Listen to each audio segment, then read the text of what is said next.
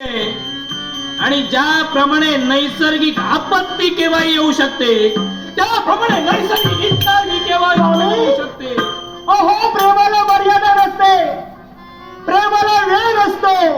पण मला सांगा, आपण मागणी करता की शरीर सुखाची मागणी करता आहात? अहो, याला तरी वेळेचं बंधन असतं की नाही?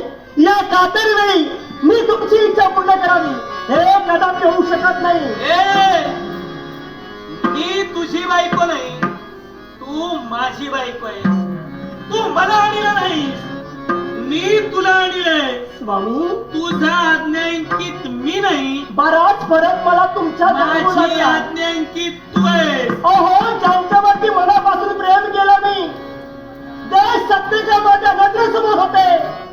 पण ज्यांच्यावरती प्रेम केलं ते सत्यकाम, आणि आता माझ्या नेत्रासमोर उभे ते सत्यकाम.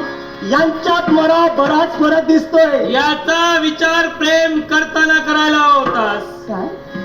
माझी इच्छा माझ्या मनात निर्माण झाली आणि ते माझी इच्छा मला आता या क्षणी तुझ्या कमी पूर्ण करायची. मी ज्यांच्यावरती प्रेम केलंय ना, ते प्रेम स्वच्छ आहे, ते प्रेम नक्कीच पवित्र आहे.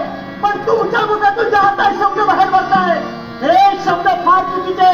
मी पाया पडते तुमच्या.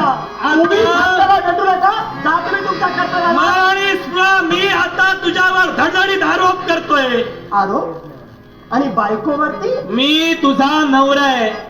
जगाला माहित आहे मी तुझा नवरा आहे.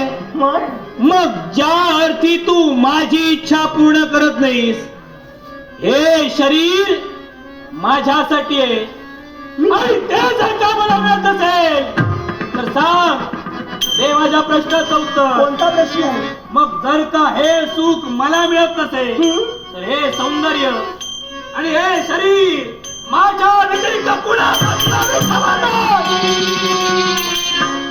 बोलताना जरा तर विचार करा. मी तुमची बायको आहे, मी तुमची अर्धांगिनी आहे, मी तुमच्या सोबत आले म्हणून वाटेल ते बोलू नका.